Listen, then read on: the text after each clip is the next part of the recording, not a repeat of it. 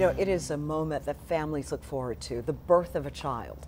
Conversely, infertility, not being able to have a child, is what all hopeful families fear. Yeah, there are options like in vitro fertilization, but Tennessee doesn't cover that procedure through insurance. Fox 13's Sarah Blue is live in the studio now with how this has affected our fertility scorecard. And the families, of course. Good evening, Sarah. Of course, Daryl, thank you. Infertility is still something taboo to talk about, but affects more people than you may think. Resolve, the National Infertility Association, says 1 in 6 families have trouble getting pregnant. And if that isn't hard enough to deal with, the struggles here in Tennessee to receive infertility treatment are just as heartbreaking for the families. The Richies tried having a baby for 3 years. And I didn't think that it would be a problem because I have a son from a previous marriage, but we ended up having some fertility issues. We actually had to go through fertility treatments ourselves. Their fertility specialist, Dr. Brezina, is no stranger to their struggles, the emotional barriers coupled with the financial. In vitro fertilization is ultimately required to really help them achieve a family.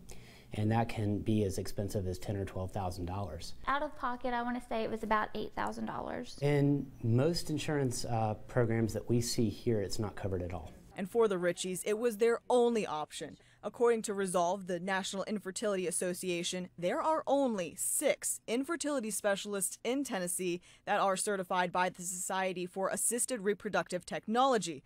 It's equally limited in the city of Memphis. It was, this is where you're going to go and this is how much it's going to cost. And it wasn't interview different doctors. It was, these are your choices and that's it. Here in Memphis, doctors perform about 300 to 400 IVF treatments in a year. Now, in comparable sized cities here in the Southeast region, doctors are doing more than 1,000 IVF treatments because there's a greater access to care. And certainly states like Michigan, Illinois have very specific legislation encouraging insurance companies to cover people for infertility. And that's something that we can pursue on a state level. The $8,000 to $12,000 it costs families out of pocket for IVF, from the procedure to medication to the smallest things like freezing the embryo, is just for one transfer. For many families, it can take multiple transfer procedures to finally get pregnant. We spent a lot of money and there's no way that we could have done it again. And so it was kind of a one and done.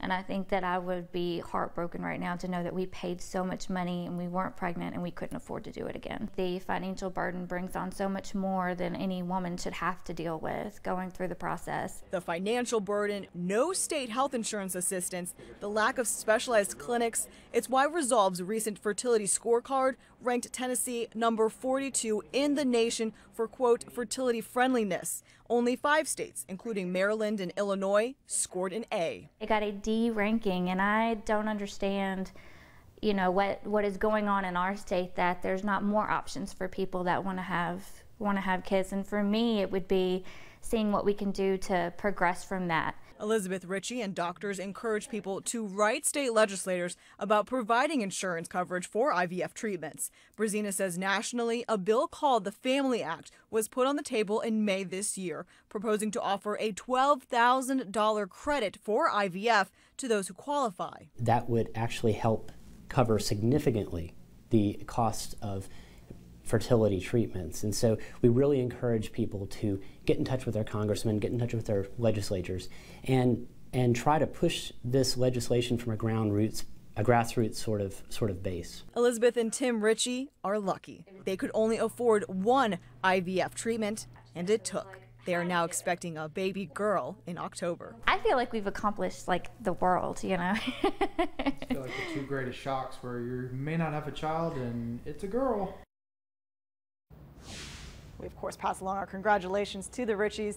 Now, Elizabeth says after she underwent IVF, she found out her cousin and some friends did the same thing, but they just never talked about it that much. She says the more infertility becomes less taboo to talk about, it could encourage conversations about fixing disparities state to state with fertility treatment coverage.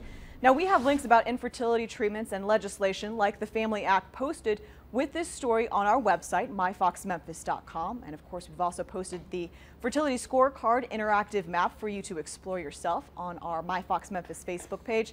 And don't forget to follow us on Twitter at MyFoxMemphis. Reporting in the studio, Sarah Blue, Fox 13 News.